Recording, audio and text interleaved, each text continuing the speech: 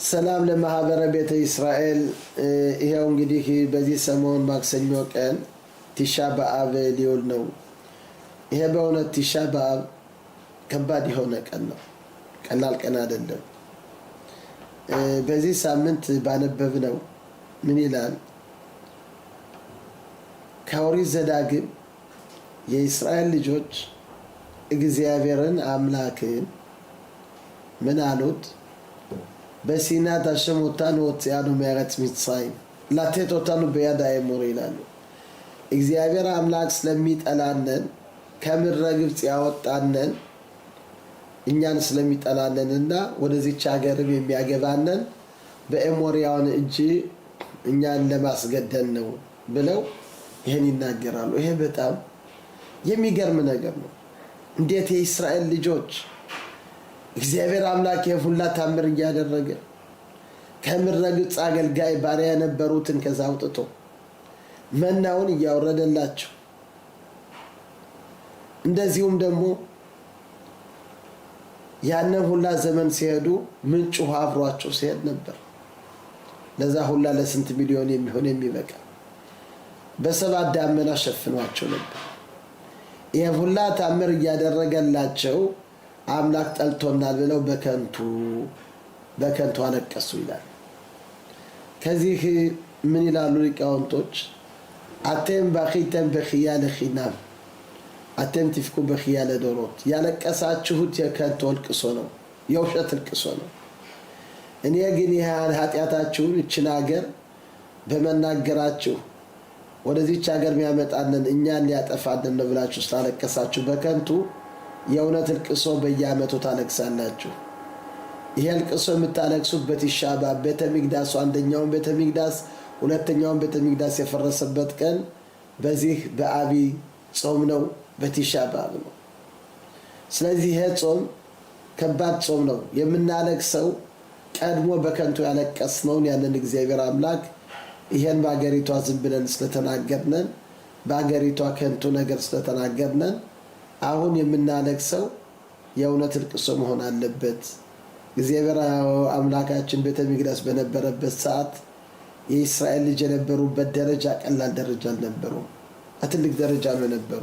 ይህን ትንሽ ለማስረዳት ኤርምያስ ነብዩ በአንደኛው ቤተ ሚቅዳስ ሊፈርስ ሲል በዛውን ሰዓት ኤርምያስ ነብዩ ነበር። ቤተ ሚቅዳሱ ከፈረሰ በኋላ አሁን ምን ይሆናል? አንድ ትልቅ የሆነ አዋቂ ፊሎሶፊ ይባላል በዚህ ሀገር እና በጣም ፊሎሶፊ የሆነ የዓለም አልፋቶን ይባላል። በጣም የታወቀ ነው ነበር። መጥቶ ኤርምያስን ያየዋል፣ እያለቀሰ ያየዋል። ኤርምያስ አለው የምታለቅሰው ምንድነው? እንግዲህ ላለፈው ነገር ለምን ታለቅሳለህ? ይሄ እንግዲህ ድንጋይ ነው፣ ይሄ ፈርሷል። ለዚህ ቤተ ሚቅዳስ ለፈረሰው ነገር ለምን ታለቅሳለህ ብሎ ጠየቀው። እሱ የመለሰለት ምንድነው? አንተ አዋቂ ነህ፣ አሁን ፓላስፋ ነህ፣ ሁሉንም የምታውቅ ፊሎሶፍ ነህ። አንዳንድ ጥያቄዎች መልስ ያላገኘሃቸው ጥያቄዎች አሉን ብሎ ጠየቀው። ብዙን አሉኝ እና የፈለከውን ጥያቄ አሁን ጠይቀኛል። ያንን ጥያቄ ሲጠይቀው በኮከብ በሁሉም በሁኔታ ሁላ ይሄ አዋቂ ሊቃውንት የሆነ በጣም አዋቂ የሆነ ሰውዬ ነው እና ይሄን ኤርምያስ ሲነግረው ኤርምያስ ለዛ ሁላ መፍትሄ ሰጠው። መልስ አንድ ባንድ መለሰለት። እንዳንተ አይነት የሁላ ዕውቀት የታገኘው ብሎ ጠየቀው። ይሄን ዕውቀት የማያገኘውት እነዚህ ድንጋዮች የሁላ ዕውቀት የሁላ ጥበብ እነዚህ ድንጋዮች ቤተ ሚቅዳስ ከነበረው ከዛ ነው ዕውቀታችን ሁላ የሁላ ከኔ ይሄን ዕውቀት ያለኝ የሁላ ትንቢት ያለኝ የሁላ ነገር ያነበረኝ በዚህ ቤተ ሚቅዳስ ነው። ለዚህ ብዬ ነው ማለቅስ። ያነሰው እየገባው ነው። እውነት ነው። እንደዚህ አይነት ዕውቀት ማሚሰጥ ከሆነ በእውነት ይገባል ብሎ ይሄን አለው እና ዛሬ በእውነት የምናለቅሰው ምንድነው? ከእግዚአብሔር ከአምላክ ጋር የምንገናኝ የነበርነው ከእግዚአብሔር ከአምላክ ጋር ግንኙነት የነበረንን ያንን ሁላ ዛሬ ግንኙነታችን ነብይ የለንን ሁኔታው ሁላ ግልጽ ያልሆነበት ዘመኑ ከበድ ያለ ዘመን ማንነታችን የማናውቅ ሁሉ ጊዜ ለስጋችን ብቻ የምናስብ የነፍሳችን የሚያስፈልጋትን ሁላ አይገባንም። ለምንድነው የሁላ ቤተ መቅደስ በመፍረሱ ነው። ስለዚህ የምናለቅሰው ምንድነው? እግዚአብሔር አምላክ ይሄን ቤተ መቅደስ ይመልስልን ብለን ይሄን መለመን አለብን እና በእውነት ቤተ መቅደሱ በነበረበት ሰዓት የእስራኤል ልጅ የነበሩበት ደረጃ ትልቅ ደረጃ ነው ነበር። ግን አንደኛው ቤተ መቅደስ ሁለተኛው ቤተ መቅደስ የፈረሰበት በምንድነው ብለን ስንጠይቅ አንደኛው ቤተ መቅደስ የፈረሰበት ከባድ የሆኑ ኃጢያቶች ነበሩ። እነዚህም ጊሉይ አራዮት፣ ሽፒኹ ዳሚም፣ አቦዳ ዛራ፣ ምንዝርና፣ ሰውን በመጋደል በማለት ደም በማፍሰስ እንደዚህም ሌላ ምልኮት በማምለክ በእነዚህ በሶስት ከባድ በሆኑ ኃጢያት ቤተ መቅደሱ አንደኛው ቤተ መቅደስ ፈረሰ። ከፈረሰ በኋላም ከ70 ዓመት በኋላ ሁለተኛው ቤተ መቅደስ ፈረሰ። ሁለተኛው ቤተ መቅደስስ ለምን ፈረሰ? ምን ይላሉ? በከንቱ ጥላቻ። እዚህ ሊቃውንቶች ሲያስረዱ እንዴት አድርጎ ቤተ መቅደሱ እንደፈረሰ አንድ ሰውዬ የሆነ ትልቅ ስዑዳ ወይም ግብዣ አደረገ። አሁን በዛን ሰዓት ሰው ሁላ እየላከ እንድትመጣ እያለ ይልካል። የሰውዬ ሁለት ሰዎች አንድ የሚወደው ሰው ነበር፣ አንድ ደግሞ የሚጠላው ነበር። አንዱ ካምጻ ይባላል፣ አንዱ ባር ካምጻ ይባላል። አሁን እዚህ የሰደደው እንግዲህ ለሚጠራው ምን አለ? ሰው ላከ ለካምጻን ሄደህ አምጣልኝ ይለዋል። ወዳጅን ማንን ያመጣል? የማይወደውን ባር ካምጻ ሂዶ ተሳስቶ የማይወደውን ሰው ጠርቶ አሁን እዛ መጣ። እዛ ቁጭ ብሏል እና እዛው ቁጭ ካለው ሲያይ በየጠረቤዛው እያለፈ ይሄም ወደው ነው ይሄም ማልወደው ነው እያለ መቼም ያንን እያለፈ አሁን ከማን ይደርሳል? ጠላቱ ደረሰ። ምን ታደርጋለህ? እዚህ ማን ጠራህ አለው። ጠርተህኝ ነገሩን ቢያብራራ ለካ ተሳስቶ በእውነት እሱን ጠርቶታል። የማይወደውን በእንግሊዝ ተሳስቶ ነው።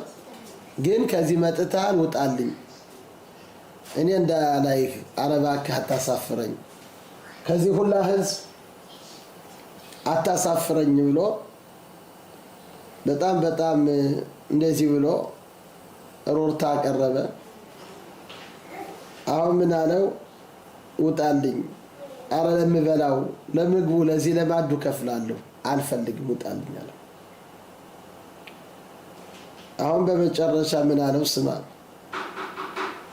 ይሄን እንግዲህ ግብዣውን ላደረከ ሁላ ግማሽ ይሄን ግብዣ ላደረከው ይሄን እከፍላለሁ፣ እንዲያው እባክህ አታሳፍረኝ ከዚህ ሁላ ህዝብ፣ አልፈልግም አለው። ኋላ ምን አለው? እንዲያው ለዚህ ሁላ ለሙሉ ሁላ ላደረከው ለስንት ሺህ ለጠራው ሁላ ገንዘብ ሰጣለሁ፣ አታሳፍረኝ ሲለው እሱን ብድግ አድርጎ አንስቶ ውጣልኝ ብሎ አወጣው። የዛን ጊዜ አዋቂዎች ነበሩ፣ ሊቃውንቶች ነበሩ፣ ሽማግሌዎች ነበሩ። እንደዚህ አድርጎ ሲያሳፍረው ማንም የተናገረ አልነበረም። አሁን ምን አለ? ወደ ንጉሱ ሂጄ የሆነ ችግር በዚህ ህዝብ ማምጣት አለብኝ፣ እንደዚህ አድርገው እኔ ሳፍር እንዲያው አንድ ነፍስ ያለው ሰው ቆሞ ለምን ይሄ ነገር ይሆናል ብሎ የታገለ ሰው የለም እና ይሄ ነገር እንዴት ነው ብሎ ምን አደረገ? ወደ ንጉሱ ኔሮን ኬሳር ይባላል፣ ወደ እሱ ቀረበ።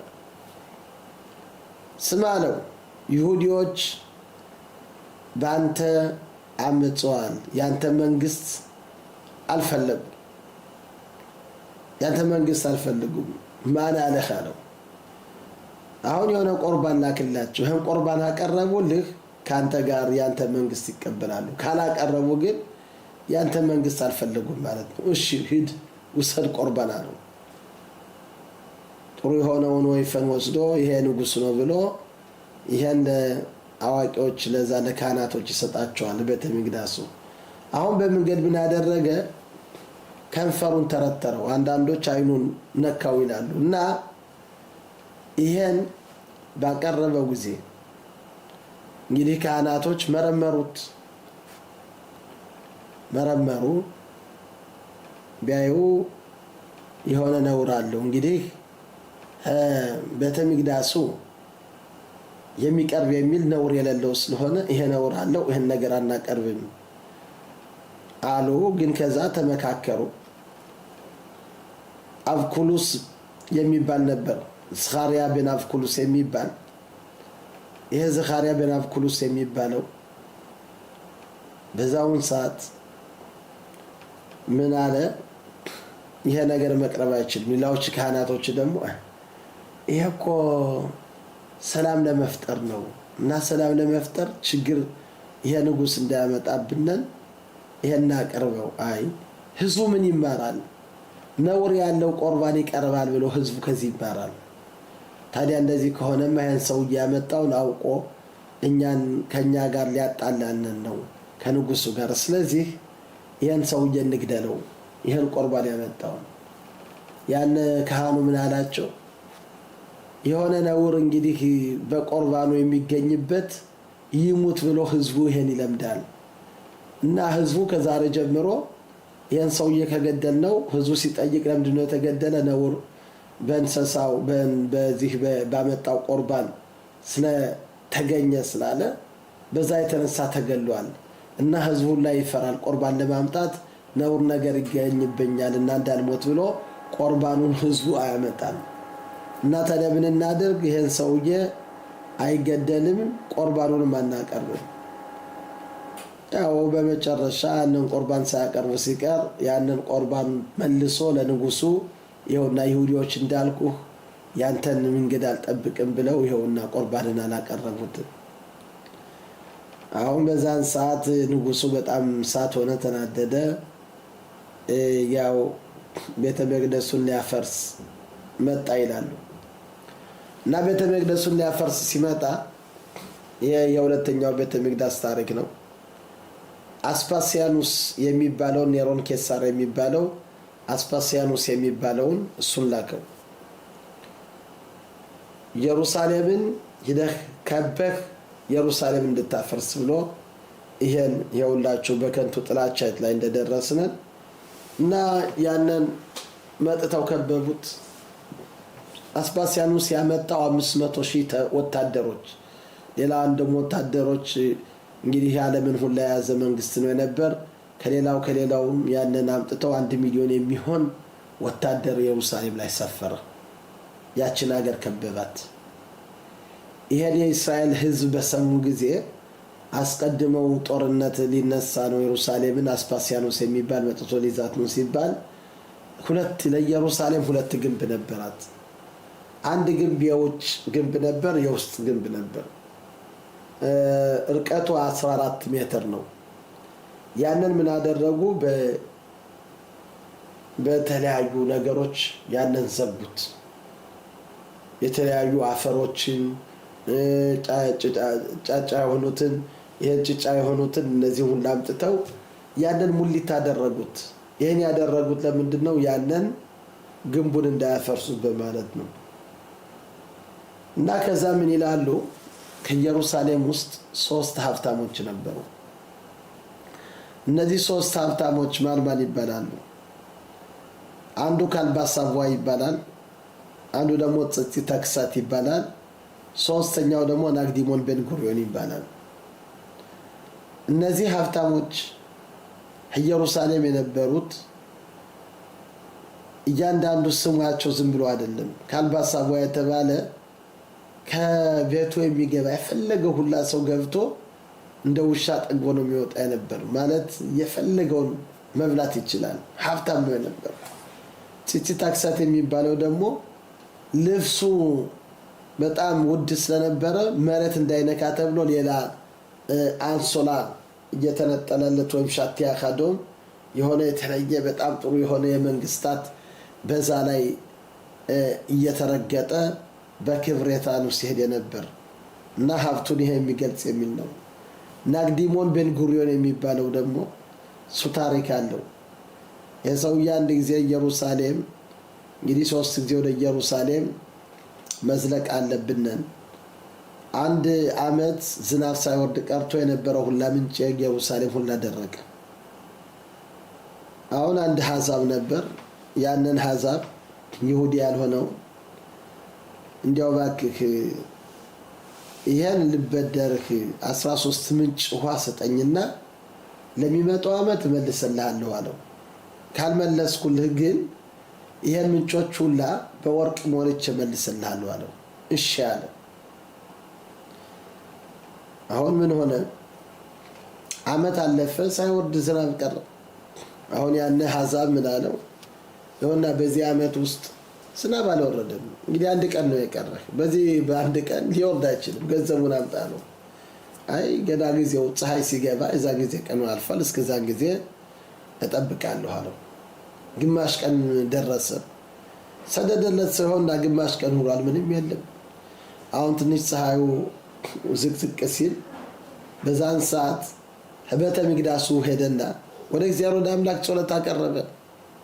እግዚአብሔር አምላኬ ይሄ ሁላ ያደረኩት ለኔ ለራሴ ብዬ አይደለሁም፣ ወይም ለአባቴ ክብር ብዬ አይደለሁም ያደረኩት።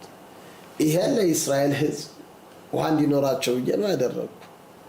እና አምላኬ እንዲያው ታምር አድርግ ሲል እግዚአብሔር አምላክ ምን አደረገ? ሰማዩን ሁላ በዳመና ሸፈነና ኃይለኛ የሆነ ዝናብ ወርዶ ያን ምንጭ ሁላ ሞላለት።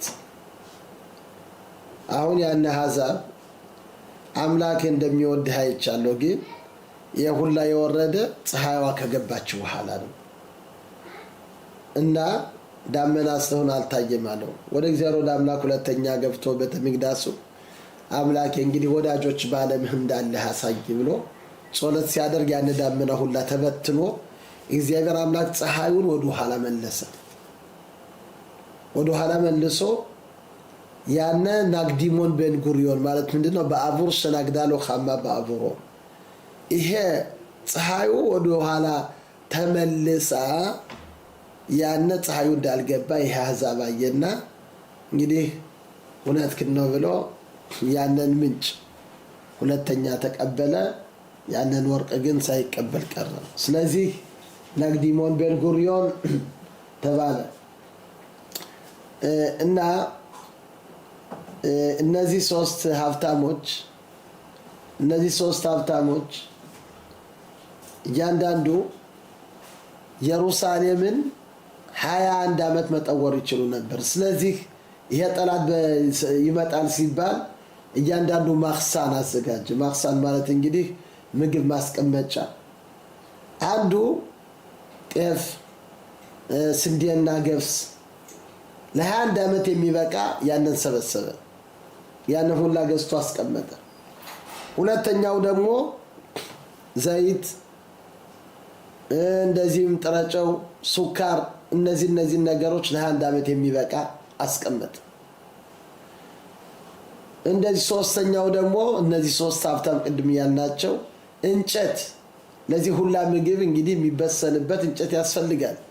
ለ21 አመት የሚሆን ያንን እንጨት ሰብስበው በተለያዩ ቦታዎች አስቀመጧቸው። ስለዚህ ኢየሩሳሌም በአንድ በኩል ግንቧ ኃይል ነበረው፣ ያንን ግንባንም ሊያፈርሰው አልቻለም። ሁለተኛ ደግሞ ምግብ አላቸው ለ21 አመት። አሁን ምን ይሆናል እንግዲህ? ከዛ ቢሪዮኒም የሚባሉ ባለጉልበት ነበሩ። ከዛ ደግሞ ሊቃውንቶች ነበሩ። አሁን ሊቃውንቶች ምን አሉ? ሀገሪቷ ስትከበር ሰላም ሂደን እናደርግ። አሁን እነዚህ እንግዲህ ጠላቶች እኛን ከበው ያደክሙናል፣ ከኛ ጋር ጦርነት ብዙ ህዝብ ይሞታል።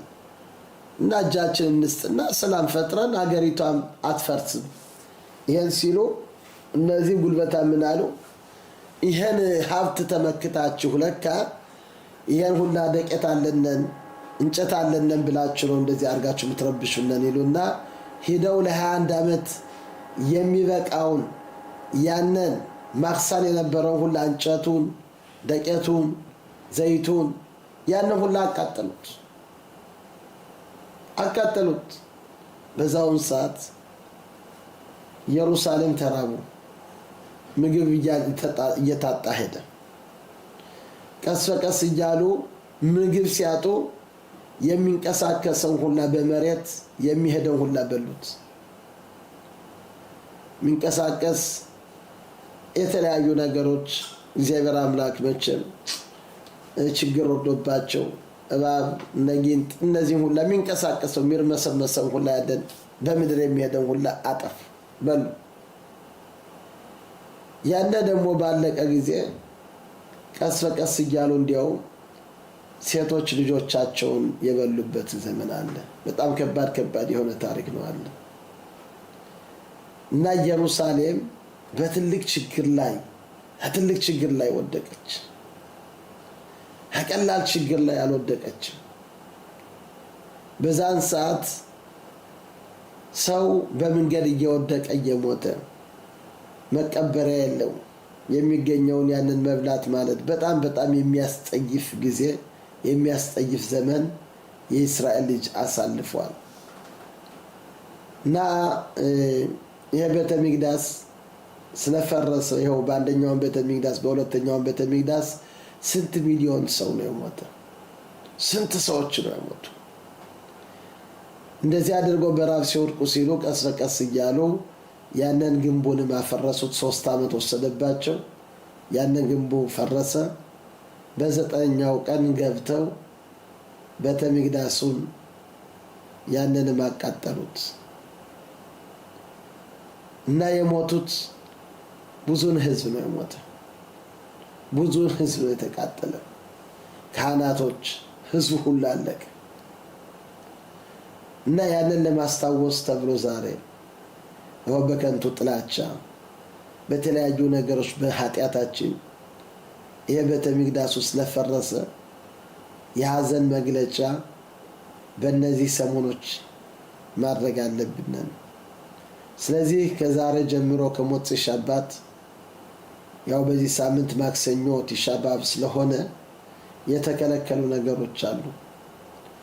አንድ በሙቅ ውሃ መታጠብ የተከለከለ ነው። በቀዝቃዛ ውሃ ብቻ መታጠብ ይቻላል። ሁለተኛ የታጠበ ልብስ መልበስ የተከለከለ ነው። ያነ ካልተለበሰ አስቀድመው የተለበሰ በዚህ ሰሞን ከሆነ ይፈቀዳል። ያልተለበሰ ልብስ ከሆነ ግን ያን አይፈቀድም። አንድ ሰው አሁን ካላዘጋጀ እነዚህ ቀኖች ልብስ ካስፈለገው ከመሬቱ ላይ ልብሱን ጥሎ ለአንድ ሰዓት የሚሆን ከዛ በኋላ ማንሳት ይችላል። ያንን መልበስ ይችላል። የተጠቀምነበትን ልብስ ብቻ መልበስ እንችላለን። እንደዚህ መስፋት የተለያዩ ነገሮች ይሄን ስራ መስራት ማለት ይሄ የተከለከለ ነው። ከዚህም እንግዲህ ስጋ ያው የታወቀ ነው። ጨረቃ ባል ጀምሮ ተከልክሏል። ስጋ እንበላም። እንደዚህም ስጋ እንበላም ብለናል። ያው እንደዚህ ወይን አይጠጣም አይልም። እንደዚሁም ደግሞ ጠፍራችን አንድ ሰው ጠፍሩን ካልቆረጠ ካላስተካከለ ካለ ያንን መከርከም ይችላል። ጠፍሩ መከርከም ይሄ ችግር የለውም። ግን ቲስፖርት ማድረግ ጸጉራችን መስተካከል ማለት ወይም ሪዛችን ጺማችን መላጨት በዚህ ሰሞን የተከለከለ ነው። አመቱን ሁላ ቢሆንም እዚህ ትንሽ ብዙ የማናውቀዋለን። ይሄ ተአር ይባላል። ተአር ማለት መላጨት፣ በመላጭ መላጨት ይሄ ከኦሪቱ የተከለከለ ነው። በዛውን ሰዓት ፒአዝ ካኔካም ይባላል። ከዚህ ቦታና ከዚህ ቦታ 5 ቦታዎች አሉ። እነዚህም ቦታዎች ስንላጫቸው በምላጭ አምስት ትእዛዞች ኦሪት እናለፍነን ማለት ነው። ከመሰረቱ ማለት ጸጉራችን መንቀል የተከለከለ ነው። ስለዚህ መኾና አለ። መኾና በዛ በመኾና መላጨቱ ይሄ ይፈቀዳል። የተለያዩ መኾናዎች አሉ፣ ግን በመኾና ይሄ ይሻላል። በምላጭ ግን ይሄ የተከለከለ ነው። አመቱን ሁላ ቢሆንም ግን በዚህ ሰሞን ውስጥ እንዳልነው በዚህ ሰሞን ውስጥ ጸጉር መስተካከል ሪዛችን መላጨት ማለት ይሄ የተከለከለ ነው። ያው ይሄ በዚህ ሳምንት ውስጥ የሚሆን ነው። በዚህ ሳምንት እነዚህ ነገሮች የተከለከሉ ናቸው። አሁን እንግዲህ ሰኞ ወደ ማታ ሰዓት ቲሻ በአብ ይገባል፣ ጾሙ ይገባል ማለት ነው። በቲሻ በአብ ከግማሽ ቀን ጀምሮ ከ12 ሰዓት ከ45 ደቂቃ በዚህ በእስራኤል ሀገር አቆጣጠር ለብቻ መዞር የተከለከለ ነው። በሰኞ ቀን ማለት ነው። ለምንድነው? ጊዜው ከበድ ያለ ጊዜ ስለሆነ ቤተ መቅደሱ የፈረሰበት እንግዲህ ወደ ማታ ሰዓት ሊደርስ ስላለ ለብቻ መዞር የተከለከለ ነው። እንደዚሁም ወደ ማታ ሰዓት ማዕድ እንመገባለን። ፀሐይ ከመግባቷ በፊት ምግብ ማቆም አለብን። የምናቆመው የስዑዳት ማፍሰኬት ይባላል። የመጨረሻ ምግብ ምንበላበት ነው። በዚህ ስዑዳ ማፍሰኬት ስናደርግ ከመሬት እንቀመጣለን። ከመሬት መቀመጥ አለብን። ከመሬት ተቀምጠን ያንን ምግባችን እንመገባለን። ለጾሙ ምንበላውን የምንችለው አንድ የበሰለ ነገር ብቻ መብላት እንችላለን። ንበል ወጥ ከተዘጋጀ አንድ ወጥና ዳቦ ይፈቀዳል። ዳቦና በዛ በወጥ ሁለት ወጥ የተለያዩ ወጦች በአንድ ላይ መብላት ይሄ ተከለከለ ነው። ንበል ሩዝና ወጥ አድርገን ይሄ ሁለት ምግብ ማለት ነው። አንድ ምግብ ብቻ እና ዳቦውን ይሄ ይፈቀዳል። የስዑዳት ማፍሰኬት ከዛ ስዑዳው በፊት ግን ሁሉንም መመገብ እንችላለን። ያው ስጋ ይበላም እናውቃለን። ሰሞኑን ሁላም ከጨረቃ ባል ጀምሮ የሚቻለው የተለያዩ ቅጠላ ቅጠል የሆኑ ምግቦች ወይም ክኮት፣ ሽሮ ወጥ፣ የተለያዩ ያሳ ወጥ መብላት ይቻላል። ይሄን ሰሞኑን ባለንበት በዚህ ሰሞን ውስጥ ይፈቀዳል። ግን ለስዑዳ ማፍሰኬት ለማታው ለጾሙ ከመግባቱ በፊት ለምትበላው ምግብ ያንን አሳ መብላት የተከለከለ ነው እና በ7 ሰዓት ከ28 ፀሐዩ ከመግባቱ በፊት ያንን ማዕድ አድርገን ወደ ጾም እንገባለን። የምንጾመው 24 ሰዓት ማለት ነው። ከ7 ሰዓት ፀሐይ ከገባች ሰኞ ፀሐይ ልትገባ ስትል ትንሽ ቀደም ብለን 5 ደቂቃ 10 ደቂቃ ፀሐይ ከመግባቱ በፊት ጾሙ ይጀመራል። የሚወጣው በነገታው ማክሰኞ 3 ኮከብ ሲወጣ ያው በዛ ሰዓት ምግብ መብላት እንችላለን ማለት ነው። ስለዚህ ይሄ ማክሰኞ ከሰኞ ማታ ጀምሮ ሁላችን ወደ ጸሎት ቤት እንመጣለን። ከጸሎት ቤቱ የምንቀመጠው መሬት ነው። የሚጸለተው ጸሎት አለ። የማታውን ጸሎት እናደርጋለን። ከዛ የኤርምያስ ሰቆቃን የሆነ ከባድ የሆኑ ነገሮች የተፈጸሙት እንዴት አድርገው በራብ የተነሳ ልጆቻቸውን እንዴት አድርገው እንደበሉ አሁንስ እንደሆነ እንደዚሁም እንዴት አድርገው በራብ የተነሳ እንደተሰቃዩ እንዳሉ ያንን የነበረውን ኢየሩሳሌም የደረጃ ትልቅ ደረጃ የነበረችው ከከባድ ደረጃ እንዴት አድርጋ እንደደረሰች ይሄን የሚገልጽ ሰቆቃን ኤርምያስ የሚባል አለ። ያን ይነበባል በልቅሶ። ይሄን ማንበብ አለብን። እንግዲህ ቤተ መቅደሱ ሁለተኛው ፈረሰ 1956 ዓመተ ምህረት እየሆነ ነው። ይሄም ብዙ ጊዜ ነው እና ያንን እያለቀስን አመቱን ያለፈው ሁላ እናነባለን። ይሄን የማታውን ጸሎት እናደርጋለን። ወደ ቤታችን እንሄዳለን። በጾም ነው እንግዲህ በዚህ ጾም 5 ነገሮች የተከለከሉ ነገሮች አሉ። እነዚህ 5 ነገሮች አንድ መብላት መጠጣት የተከለከለ ነው። ሁለተኛ ሰውነታችን መቀባባት በወይራ ዘይት ሆነ በተለያዩ ነገሮች መቀባባት ይሄ የተከለከለ ነው።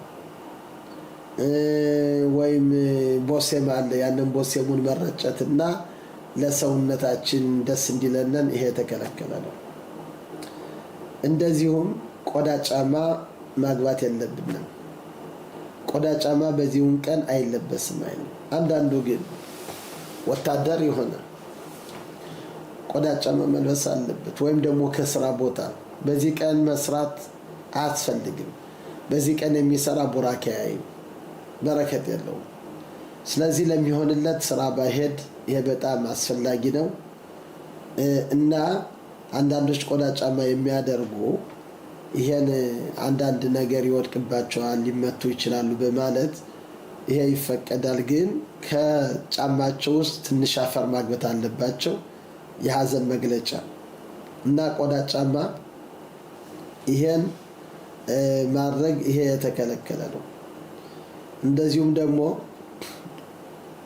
ያው መታጠብ ረኺጻ ማለት ሰውነታችን ገላችን መታጠብ የተከለከለ ነው። በዚህ ቀን ማክሰኞ ቀን ከሰኞ ማታ ጀምሮ ገላችን መታጠብ ይሄ የተከለከለ ነው። ስለዚህ ጠዋት እንቅልፋችን ስንነሳ ያንን እጃችን እስከዚህ መታጠብ እንችላለን። ነቲላት ያዳይ ማድረግ እንችላለን። ያንን ውሃውን ወስደን በአይናችን ይሄ እንደዚህ አድርገን ያንን ማበስ እንችላለን። መጎማመጥ ማለት ጥርስ በሚብረሽት ማቦረሽ ማለት ይሄ የተከለከለ ነው። ይሄ ክልክል ነው። ያው ታፋችን ውሃ መግባት የለበትም። አምስተኛው ደግሞ የግብረ ስጋ ግንኙነት በዚህ ቀን የተከለከለ ነው። እነዚህ 5 ነገሮች የሐዘን የሚገልጹ ሁኔታ ስለሆኑ እነዚህ በቲሻ በአብ የተከለከሉ እንደሆነ ይሄን ማወቅ አለብን እና በቲሻ በአብ ያው ማታ እንቅልፋችንን ተኛ ስንል ፍርናሹን ከመሬት ማውረድ አለብን። አንዳንዶች ድንጋይ ከፍርናሻቸው በታች የሚያደርጉ አሉ። አንዳንዶች አለ ካሬት አልባ የሚተኙ አሉ፣ አለ ትራስ አልባ። የሁላ የሐዘን መግለጫ ነው። ከመሬት ያው እንተኛለን። ያው ጠዋት ተነስተን ወደ ጸሎት እንሄዳለን። ከጸሎት ቤቱ ያው ጸሎቱን እንጀምራለን። ከዛ ኦሪት ይወጣል። ከኦሪት ዘዳግም የሚነበብ ክፍል አለ። ከባድ ነገሮች ኪቶሊድ ባኒሙ ብነ ባኒ በኖሻንቴን በአረት ምንድነው ልጅ ከወለዳችሁ በኋላ ሙሴ ምን ይላል በኦሪት ዘዳግም? ሀገሪቷ በጣም ማረጃችሁ በኋላ ብዙ ዓመት ከተቀመጣችሁ በኋላ የአምላክን ሕግና ትእዛዝ አትጠብቁ፣ ሌላ መልኮት ታመልካላችሁ እያለ እዛ ጊዜ እግዚአብሔር አምላክ ይቆጣቸዋል እያለ ከባድ ነገሮች የሚነበቡ አሉ። ልባችን ለመስፈር ለማለት ነው። እዛም ያንን ሰው ከዘለቀ በኋላ የሚነበብ አለ።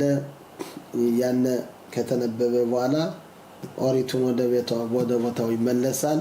እዛ ደግሞ የሐዘን የኦሪቱ ገባ በኋላ ጸሎቱን ልንጨርስ ስንል ደግሞ እንደዚሁ ደግሞ የሐዘን ጸሎት አለ። ያንን የሐዘን ጸሎት ከመሬት ተቀምጠን እንባችን እያወጣንን ወደ አምላካችን እሪ እንላለን። ይሄ ልባችን እንዲሰበር በማለት ነው። እንዳልነው ቤተ መቅደስ በነበረበት ሰዓት ስንት ነገሮች ለእስራኤል እውቀት ከአምላክ ጋር ግንኙነት የሰላም ጊዜ ነው የነበር። በአሁኑ ጊዜ የምታዩት ወላጅና ልጅ የማይስማማበት፣ ሰው ከቤተሰቡ ጋር የማይስማማበት ዘመን፣ ሀብትም ሲሳይም ቢኖርም ራስ በራሳችን የመጣላት የዘመኑ ከባድ ዘመን የሆኑ ትልቁ የማይከበርበት ነገሩ ሁላ ብልሽሽት ያለበት ዘመን ስለሆነ በዚሁን ዘመን እግዚአብሔርን አምላክን በአሁኑ ጊዜ ስላለንበት ጊዜ ይኸው በዓለም ሁላ ጦርነቱ እያየነው ነው የሚመጣውን የሚለውን ለነዚህ ሁላ ነገሮች ጸሎት ማድረጉ በጣም አስፈላጊ ነው። በከንቱ ያለቀስነውን ዛሬ በእውነት ወደ እግዚአብሔር ወደ አምላክ መጸሎት አለብን። ወደ እግዚአብሔር ወደ አምላክ እሪ ብለን መጸሎት አለብን። ወደ እግዚአብሔር ወደ አምላካችን ካለቀስነን ካዘነን ኢየሩሳሌም ስትገነባ ደግሞ እናያለን። ኮላሚት አበላል ኢየሩሳሌም ዞኸ በቆይ በቢንያና ስለ ኢየሩሳሌም ስለፈረሰችው ሁላ የሚያለቅስ ስትገነባ ያያታል ይላል። በዚህ ቀን ግን የእግዚአብሔር አምላክ ቤቱ በተቃጠለበት ቤቱ በፈረሰበት ቀን እግዚአብሔር አምላክ እያዘነ እኛ ብንበላ ብንጠጣ ይሄ በጣም እግዚአብሔር አምላክ የማይፈልገው ነገር ነው። ስለዚህ በዚህ ቀን ሁሉ መጾም አለበት። ሴት ልጅ ከ12 ዓመት ተደረሰች፣ ወንድ ልጅ ከ13 ዓመት ተደረሰ። ይሄን ጾም መጾም አለብን። እንግዲህ አንዳንዶች የተለያዩ በሽታዎች ከባድ የሆኑ በሽታዎች በጣም ሽማግሌ የሆኑ ኃይል ጉልበት የሌላቸው ለነሱ ይፈቀዳል። ሌላው ግን ባለጤና የሆነ በተለይ ይሄ ቲሻ በአብ በሌላ ሁላ ጾም እርጉዝ የሆነች የወለደች 24 ወር ይፈቀዳል እንድትበላ እንድትጠጣ። ከዚህ ግን 72 ሰዓት ማለት 3 ቀን ከወለደች ከከበዳት ያንን መብላት፣ ከ3 ቀን በኋላ ግን መጾም አለባት በቲሻ በአብና በዮም ኪፑር። ስለዚህ የቲሻ በአብ ቤተ መቅደሱ የፈረሰበት የተቃጠለበት ስለሆነ እርጉዝም ብትሆንም የወለደችም ብትሆንም እነዚህ ሁላ 3 ቀን ከሞላት መጾም አለባት ማለት ነው። ስለዚህ ይሄ ጾም ከበድ ያለ ጾም ነው። በዚህ ጾም ወደ አምላኩ የሚጾልት ወደ አምላኩ የሚያለቅስ ወደ አምላኩ ሪ የሚል እግዚአብሔር አምላክ ይሰማዋል። ሲገነባን ቤተ መቅደሱ ይሄን ሊያይ ይችላል። አንዳንዱ ከኒና የሚወጥ ካለ ይሄን ከኒና ጣፋጭ ከሆነ መዋጥ የተከለከለ ነው። ከዶሮ የሚጽጻ የሚባላል የሚጣፍጡ ለግሮሮ ተብለው ይሄ የተከለከለ ነው። ግን መራር የሆነ ከኒና ካለ ያነ በጣም ካመመው ካለው ያንን አለሁ አልባ መጠጣት ይችላል ማለት ነው። ግን የውስጥ በሽታ ያለው የተለያዩ ነገሮች ይሄን በየቀኑ የሚወስዳቸው ከሆነ አለሁ አልባ ይሄን መዋጥ ካልቻለ ካስቸገረው ትንሽ የሆነች ያውና ይሄን እንደዚህ አይነት ውሃ ወስደን ጉንጫችን ሳይሞላ ጉንጫችን ትንሽ የሆነች ያችን በዛች ዋጥ አድርገን ይሄ ይፈቀዳል ማለት ነው። ከኒና የሚወስድና በጣም እንትን የሚያስፈልገው አለውሃ ከሆነለት አለውሃ አልባ ይሄን መዋጥ አለበት። ውሃ ካስፈለገው ግን ትንሽ ውሃ ይሄን እንትን ማለት አለበት። ለነዚህም ለተፈቀደላቸው በጣም የታመመ ሰው ዶክተሩ የፈቀደለት እነዚህ ሲበሉ ትንሽ መብላት አለባቸው። ቢፈቀድላቸው ከ27 ግራም በታች የሆነ ዳቦውን ትንሽ ዳቦውን በየ10 ደቂቃው መብላት ይችላሉ እንጂ የፈለጉትን መብላት አይችሉም። የሚያስፈልጋቸው ትንሿን መቼም ለጾሙ ለዚህ ለበሽታቸው ተብሎ ይሄ ይፈቀድላቸዋል። ስለዚህ ሌላው ሁላ ግን በዚህ ቀን መጾም አለበት። በዚህ ቀን ያልጾመ እግዚአብሔር አምላክ ቤተ መቅደሱን ሲገነባው ደግሞ ያንን ደስታ ደግሞ ሊያይ አይችልም። ስለዚህ ትንሽ ብንቸገርም ብንልም ይሄ አስፈላጊ ነው። ትንሽ ይሄን ጾሙን ስንጾመው ከልባችን ወደ እግዚአብሔር ወደ አምላክ የምንመለሰውን ልቦና እግዚአብሔር አምላክ ይሰጠነን ይሆናል። ወደ አምላካችን በዚህ ቀን ቤተ መቅደስ ፈርሷል፣ እኛ ቤተ መቅደስ ፈርሷል፣ ነው ያለንበት በአሕዛቦች እጅ ነው ያለንን ማለት እስራኤል ሀገርን ብትቋቋም ብትል ዛሬ አሜሪካ ናት የምታዘነን። እሷ ይሄን አታደርጉ ካለች ማድረግ አንችልም። ዛሬ ሆነታ ያላችሁ በጦርነቱም በሁሉም ጥይት አልሰጡነን፣ ከና በእነሱ ቁጥጥር ነው ያለንን። ስለዚህ ለዚህ ሁላ ለአምላካችን መናገር አለብን። ላለ ሁላ ችግር ቤተ መቅደሱ በተገነባ ጊዜ የራሳችን ነጽነት አለ። እስራኤል ለዓለም ሁላ ኃላፊ ይሆናል። ይሄ ቤተ መቅደስ ለኛ ብቻ አይደለም። ይሄ ሁላ ለአሕዛቡ ሁላ ቤተ መቅደሱ ሲገነባ ሰላም ባለም ይሆናል። ጥላቻ ያለው የሰላም ዘመን ይሆናል። ድንጋዩን ልብ አውጥቶ የስጋውን ልብ ይሰጠናል። በዛን ጊዜ ሰው በሰው የሚዋደድበት ቅናት የሌለበት የሰላም ዘመን የሆነበት ይሄ ቀን ነው የሚመጣ። ስለዚህ ይሄ ቀን ደግሞ እንዲመጣልን አሁን ካዘነን አምላክ ይሄን ቀን ያመጣልናል። ምን ይላሉ? ናፖሊዮን የሚባል ትልቅ የጻርፋት ዋናው ትልቅ ንጉስ ነበር። አሁን ይሄ ናፖሊዮን የሚባለው አንድ ጊዜ ምን ይሆናል? ግብጽ ሀገር ግብጽን ይዞ ከዛ ከያዛት በኋላ በየቦታው ሂዶ የሰውን ሁኔታ መመርመር ጀመረ። አሁን አንድ ትልቅ ቤት ያያል። ያነ ትልቅ ቤት በጣም የተለየ ቤት ነው የነበረው። ቢያው ግን ጨልሟል። ሻማዎች አሉት። ጨለም ያለ ነው። ቀረብ ሲል ልቅሶ ይሰማል። ምንድነው? ምን ሆኖ ነው ብሎ ጠጋ ሲል ብዙ ህዝብ ያለቅሳል። አሁን ቢገባ ለካ ይሁዲዎች እዛ እያለቀሱ ራባቸውን ጠየቀ። ምንድነው ብሎ ጠየቀው። ቤተ መቅደሳችን የፈረሰ ነው፣ የፈረሰበት ቀን ስለሆነ እያለቀስ። መቼ ነው የፈረሰው ነው ጠየቀ። የማይፈረሰው ከ1700 ዓመት በፊት 1700 ዓመት በፊት አሁን እንዲያው ታሪክ ነው አለ። እናንተ እንደዚህ አርጋችሁ ለ1700 ዓመት ላለፈው አለቀሳችሁ። የነበራችሁትን ደረጃ ካስታወሳችሁ ቤተ መቅደሳችሁ በነበርበት እንደምትነግረኝ ጥሩ ዘመን ነበራችሁ እና ይሄን ካያችሁ ይሄን ነገር የነበራችሁትን ነገር ካስታወሳችሁ ይሄን እግዚአብሔር አምላክ ይመልስልን እንደነበረው ብላችሁ ይሄን ካለቀሳችሁ ይሄ ደግሞ ሲገነባ ታያላችሁ። ያለፈውን የሚያስብ ህዝብ የሚመጣውንም እግዚአብሔር አምላክ ጥሩ ዘመን ያሳያል። እንደዚህ አርጋችሁ ማስታወሳችሁ 1700 የቀላል ነገር አይደለም። ሲገነባም ገና ታዩታላችሁ ብሎ ይሄን ተናገረ እና ይሄን ቤተ መቅደሱ በመፍረሱ የምናለቅሰው ላለፈው ብቻ አይደለም፣ ለአሁኑም ነው። እግዚአብሔር አምላክ በእኛ ጊዜ በእኛ ዘመን ቤተ መቅደሱ ካልተገነባ በራሳችን ጊዜ እንደፈረሰ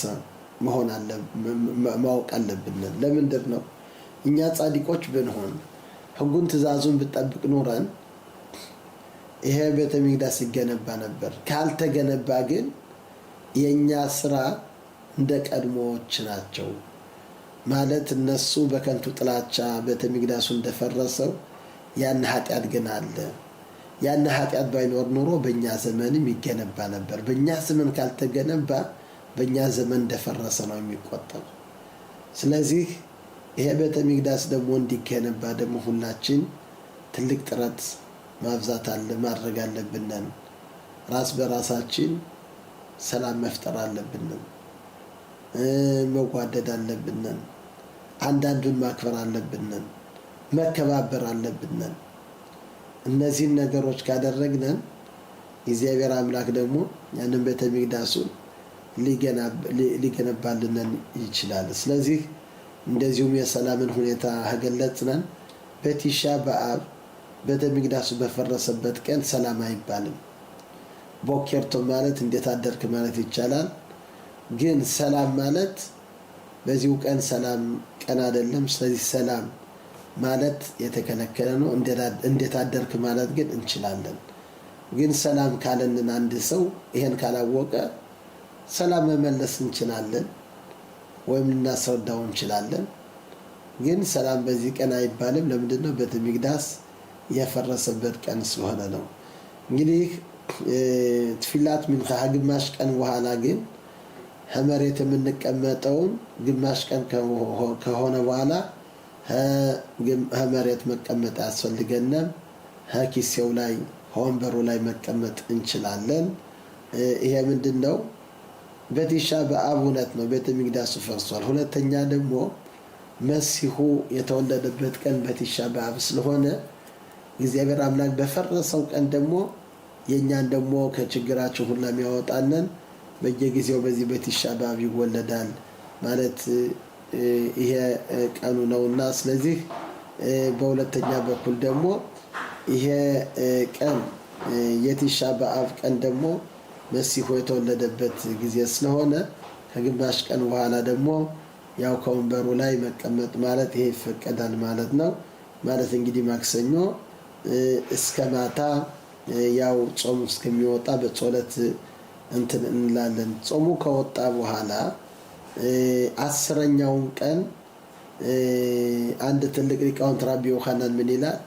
እኔ ይሄን በደነገጉት ጾሙን በደነገጉት ብገኝ ኖሬ 10ኛውን ቀን ማወጅ ነበር ይላል። ዋናው ቤተ መቅደሱ የተቀደሰው ቦታ የተቃጠለው እንዲያውም በ10ኛው ቀን ነው በማለት ስለዚህ አንዳንዶች ሁላችን ቢሆን ሮብ ቀን ማክሰኞ ጾሙ ነው። ሮብ ደግሞ 10ኛው ቀን ስለሆነ ማክሰኞ 9ኛው ቀን ነው። ቲሻ በአብ ነው። ደግሞ ሮብ ዩድ በአብ ነው። ስለዚህ አንዳንዶች በዩድ በአብ አብዛኛውን ሁላችንም ብንሆን ስጋና ወይን መጠጣት ገና የተከለከለ ነው ማታ እስከሚሆን። ስለዚህ የ10ኛውም ቀን ጾምን ባይሆንም ገና የከበደ ቀን ነው። በእኛ አባቶች እንዲያውም እስከ 17 ቀን የሚጾሙ አሉ።